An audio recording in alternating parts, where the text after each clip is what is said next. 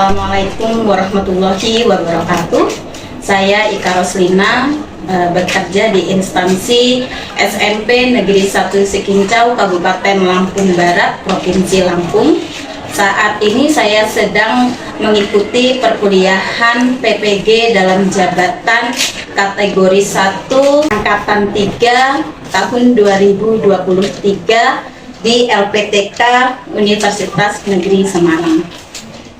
Saat ini saya sedang mendapatkan tugas untuk mewawancara salah satunya yaitu kepala sekolah saya di SMP Negeri 1 Sikincau, yaitu Bapak Imam Sapei MPD, yang akan diwawancarai.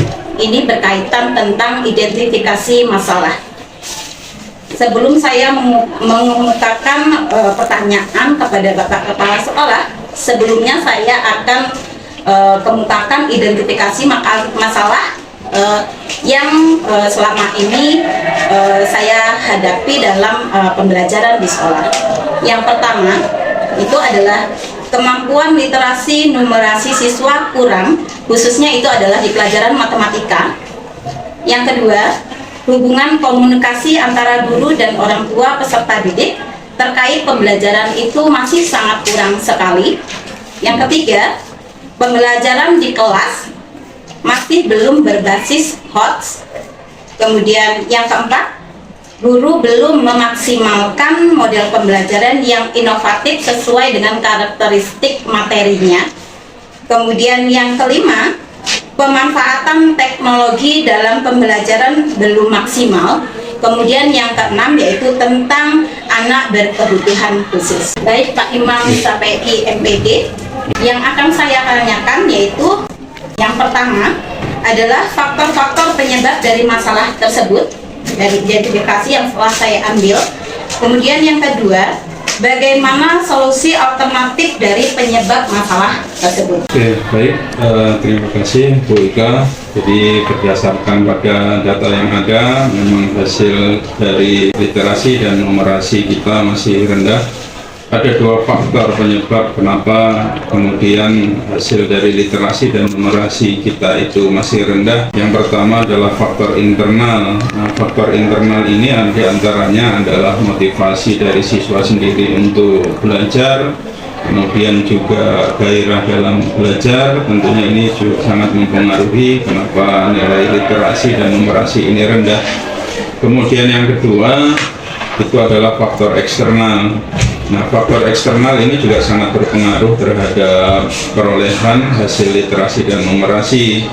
Faktor eksternal ini diantaranya adalah faktor dari orang tua sendiri yang kurang memberikan perhatian, kemudian lingkungan belajar itu juga berpengaruh, termasuk juga guru.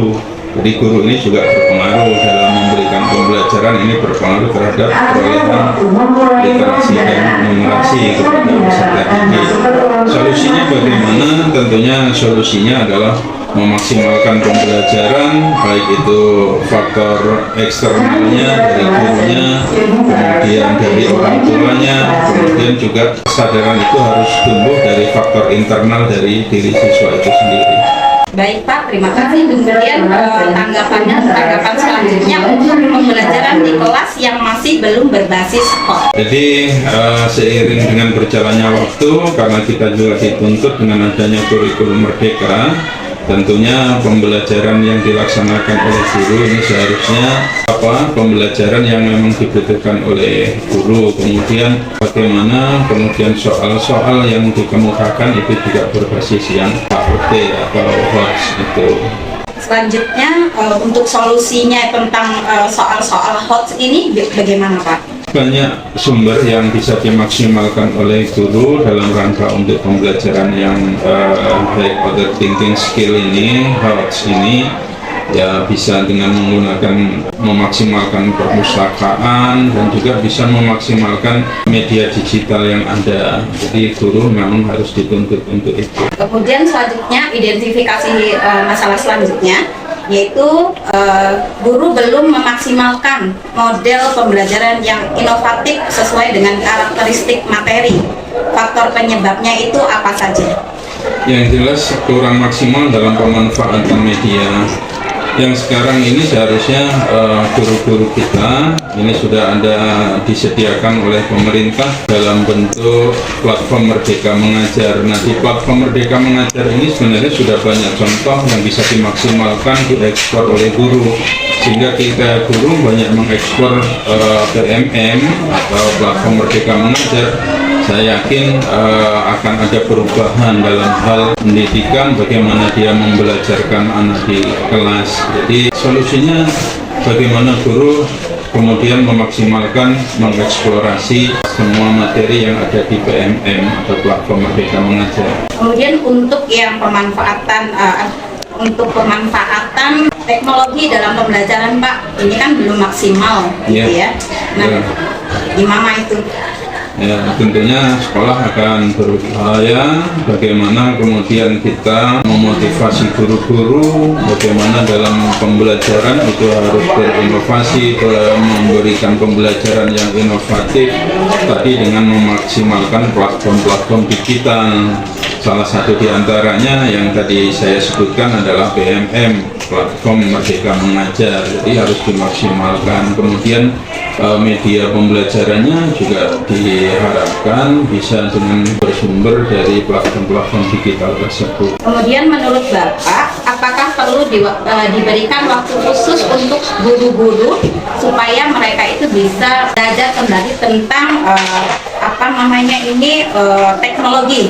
Ya, tentu. Jadi kita upayakan nanti di waktu-waktu tertentu, waktu khusus kita adakan pembelajaran untuk guru-guru. Nah, sebenarnya di guru-guru ini harusnya sudah membentuk komunitas belajar atau kita sering sebut dengan kombel. Nah, dari kombel yang terbentuk itulah nanti terjadi interaksi antara guru sehingga pembelajaran ke depan yang berbasis digital ini bisa lebih maksimal lagi. Baik, Pak. Selanjutnya pertanyaan terakhir, yaitu tentang identifikasi hubungan komunikasi antara guru, kepala sekolah, serta orang tua peserta didik terkait tentang pembelajaran. Ya, untuk komunikasi antara internal di guru kepala sekolah saya yakin sudah maksimal.